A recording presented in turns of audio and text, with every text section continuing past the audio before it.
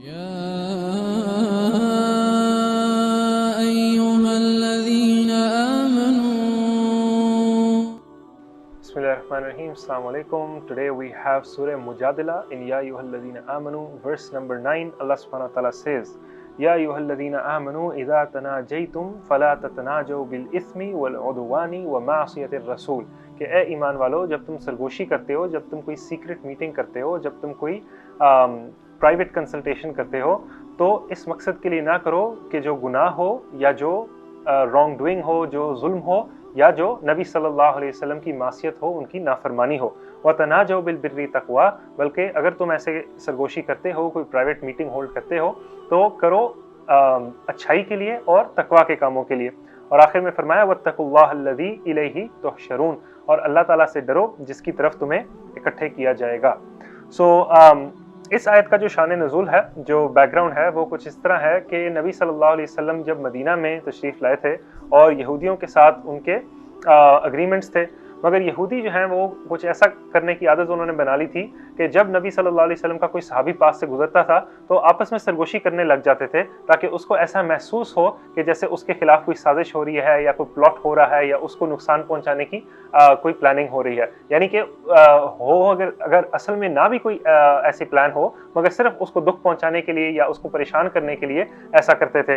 تو ان کو منع کیا گیا کہ آپ کو ایسی سیکرٹ میٹنگز ہولڈ کرنے کی اجازت نہیں ہے. اس کا حکم جو ہے وہ پچھلی آیت میں آیا تھا، مگر انہوں نے پھر بھی یہ کنٹینیو کیا. تو نبی صلی اللہ علیہ وسلم کے صحابہ کو بتایا گیا کہ اس آیت کے ذریعے سے کہ ڈونٹ بی لائک دا منافقین، don't be like the Jews, don't be like those who hold secret meetings for the purpose of hurting people, for the purpose of doing wrong things, for the purpose of causing pain to the Prophet sallallahu alaihi wasallam, disobeying the Prophet sallallahu alaihi wasallam, or causing harm to the Muslims, right? So اس میں basically secret meetings کے آداب ہیں، اور secret meetings کے آداب جو ہیں وہ کچھ اس طرح ہیں کہ کوئی بھی secret meeting ایسی نہیں ہونی چاہیے کہ جس میں اللہ تعالیٰ کی نافرمانی کا کام جو ہے اس کے بارے میں ڈسکشن ہو یا اس کا ذکر ہو.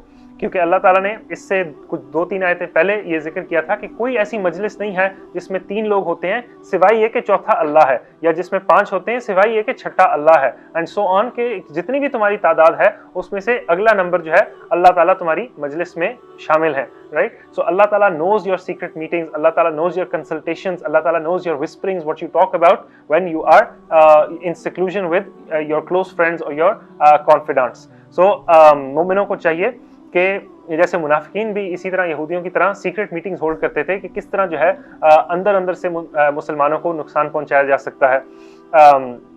سو اس آیت میں یہ بتایا گیا کہ سیکرٹ کنسلٹیشنز یا میٹنگ یا مشورے یا مجلس ہولڈ کرنا اٹ سیلف گناہ نہیں ہے. اٹ ڈیپینڈز آن کہ اس میں بات کیا ہو رہی ہے، رائٹ؟ وَتَنَاجَوْا بِالْبِرِّ تَقْوَىٰ، اور ہمیں چاہیے کہ ہم اگر کوئی سیکرٹ میٹنگ ہولڈ کر رہے ہیں تو اس کی وجہ جو ہے وہ نیک ہونی چاہیے، اس کی وجہ جو ہے وہ نیکی کو فروغ دینا ہونا چاہیے، اس کی وجہ جو ہے وہ لوگوں میں تقویٰ کو بڑھانا کی ایک کوشش ہونی چاہیے، right? Obviously there are many more types of private conversations that can be for bad things، اور اسی لیے اگلی آیت میں فرمایا کہ انما النجوى من الشیطان لیحزن الذین آمنوا، کہ بے شک اس طرح کی جو پرائیویٹ میٹنگز ہوتی ہیں یہ شیطان کی طرف سے ہوتی ہیں کہ جس کے ذریعے سے وہ مسلمانوں کو دکھ اور ایذا اور چوٹ اور پریشانی پہنچائے. وَلَيْسَ بِضَارِّهِمْ شَيْئًا إِلَّا بِإِذْنِ اللَّهِ، اور وہ نہیں پہنچا سکتا مسلمانوں کو کوئی پریشانی سوائے یہ کہ اللہ تعالیٰ اس کی اجازت دیں. وَعَلَى اللَّهِ فَلْيَتَوَكَّلِ الْمُؤْمِنُونَ، اور چاہیے کہ مؤمن اللہ تعالیٰ پر توکل کریں، کہ یعنی کہ nothing can save them from the consequences of others' evil plotting and planning except that Allah subhanahu wa ta'ala protects them, right? So ہمیں کوشش یہ کرنی ہے کہ in any private conversation that we have, we must remember کہ اللہ سبحانہ وتعالیٰ is part of it, اللہ سبحانہ وتعالیٰ is watching it, اللہ سبحانہ وتعالیٰ knows our actions. اور جس طرح اس آیت کے اینڈ میں لکھا گیا کہ وَاتَّقُوا اللَّهَ الَّذِي إِلَيْهِ تُحْشَرُونَ، کہ اللہ سے ڈرو کیونکہ تم نے اسی کی طرف جمع کیا جانا ہے. اللہ تعالیٰ is going to show you the consequences of what you did.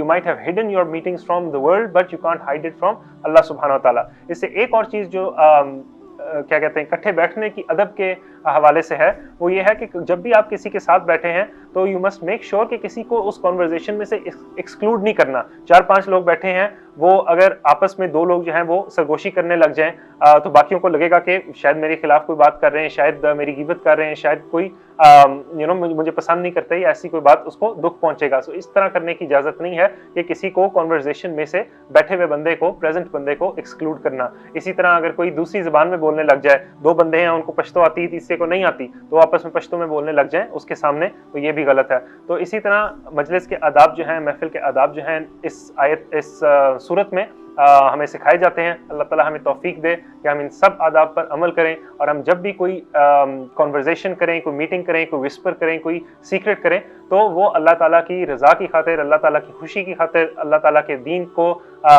Establish کرنے کی خاطر ہو, نہ کہ اللہ تعالیٰ کی نافرمانی میں اور نہ کہ نبی صلی اللہ علیہ وسلم کی نافرمانی میں. اللہ تعالیٰ ہم سب کو توفیق دے اس بات پر عمل کرنے کی. جزاک اللہ خیر. السلام علیکم.